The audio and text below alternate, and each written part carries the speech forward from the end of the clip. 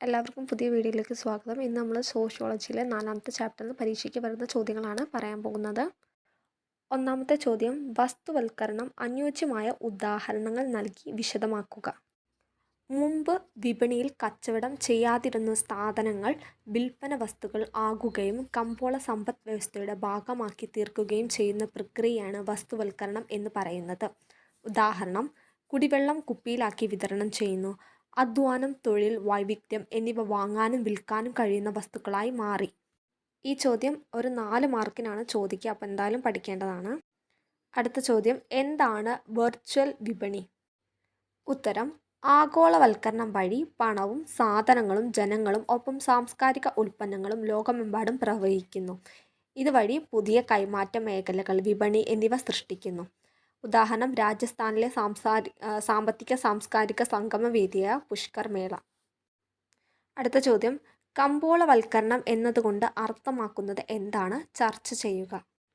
ഉത്തരം, വിപണികൾ ഉപയോഗിച്ച് സാമൂഹികവും രാഷ്ട്രീയവും സാമ്പത്തികവുമായ പ്രശ്നങ്ങൾ പരിഹരിക്കുന്നതിനെയാണ് കമ്പോളവൽക്കരണം എന്ന് പറയുന്നത്.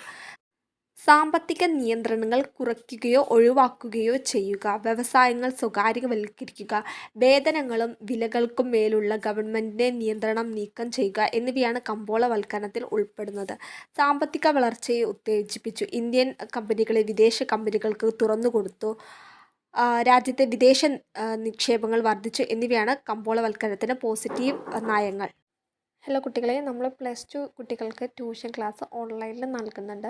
3 സബ്ജക്റ്റാണ് നൽകുന്നത്. സോഷ്യോളജി, അതുപോലെ തന്നെ പൊളിറ്റിക്കൽ സയൻസ്, എക്കണോമിക്സ് എന്നാണ് നൽകുന്നത്. മന്ത്ലി 250 രൂപയാണ് ട്യൂഷൻ ഫീസായിട്ട് വരുന്നത്. ഞാൻ ഉറപ്പ് നൽകുന്നു, നിങ്ങൾ ഈ ക്ലാസ്സിൽ ജോയിൻ ചെയ്യുകയാണെങ്കിൽ നിങ്ങൾക്ക് ആ വിഷയങ്ങളിൽ ഫുൾ മാർക്ക് ഞാൻ ഉറപ്പ് നൽകുകയാണ്. കാരണം അത്രയും നല്ല ക്ലാസ്സും പരീക്ഷയ്ക്ക് വരുന്ന ചോദ്യങ്ങൾ മാത്രമേ പറയുകയുള്ളൂ. അതുപോലെ തന്നെ പരീക്ഷയ്ക്ക് വരുന്ന പോയിൻറ്റ്സ്, അതുപോലെ തന്നെ നിങ്ങൾക്ക് ഫുൾ മാർക്ക് കിട്ടാനുള്ള എല്ലാവിധ ക്ലാസ്സുകളും നൽകുന്നു. അപ്പോൾ നിങ്ങൾ ഇൻട്രസ്റ്റഡ് ആണെങ്കിൽ ഞാൻ ഒരു വാട്സപ്പിൻ്റെ ലിങ്ക് നൽകാം. അപ്പോൾ നിങ്ങൾ അതുവഴി ജോയിൻ ചെയ്യാവുന്നതാണ്. കുറഞ്ഞ ഫീസേ ചോദിക്കുന്നുള്ളൂ. അതുപോലെ തന്നെ നിങ്ങൾക്ക് 100% ഉറപ്പായിട്ടും ബെനിഫിറ്റ് ഉണ്ടാവുന്ന ക്ലാസ്സാണ് പ്രൊവൈഡ് ചെയ്യുന്നത്. അപ്പോൾ താല്പര്യമുള്ളവർ ചേരുക. അടുത്ത ചോദ്യം, ആഗോളവൽക്കരണത്തിൻ്റെ പ്രധാന സവിശേഷതകൾ എന്തെല്ലാം?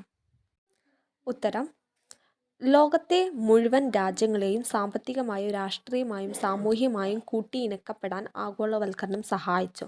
ചരക്കുകൾ, പണം, വിവരം, ജനങ്ങൾ എന്നിവയുടെ വ്യാപനം, വിവരങ്ങളുടെ കൈമാറ്റം, സാങ്കേതിക മേഖലയുടെ വളർച്ച, വിപണിയുടെ വ്യാപനവും സംയോജനവും എന്നിവയാണ് ആഗോളവൽക്കരണത്തിൻ്റെ പ്രധാന സവിശേഷതകൾ.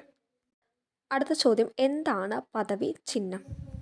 ഉത്തരം, ജനങ്ങൾ വാങ്ങുകയും ഉപയോഗിക്കുകയും ചെയ്യുന്ന സാധനങ്ങൾ അവരുടെ സാമൂഹ്യ പദവിയുമായി ബന്ധപ്പെട്ടതാണെന്ന് മാക്സ് വെബർ അഭിപ്രായപ്പെടുന്നു. ഇതിനെ അദ്ദേഹം സാമൂഹ്യ പദവി ചിഹ്നം എന്ന് വിശേഷിപ്പിക്കുന്നു. ഉദാഹരണം, സെൽഫോൺ ബ്രാൻഡ്, കാറിൻ്റെ മോഡൽ.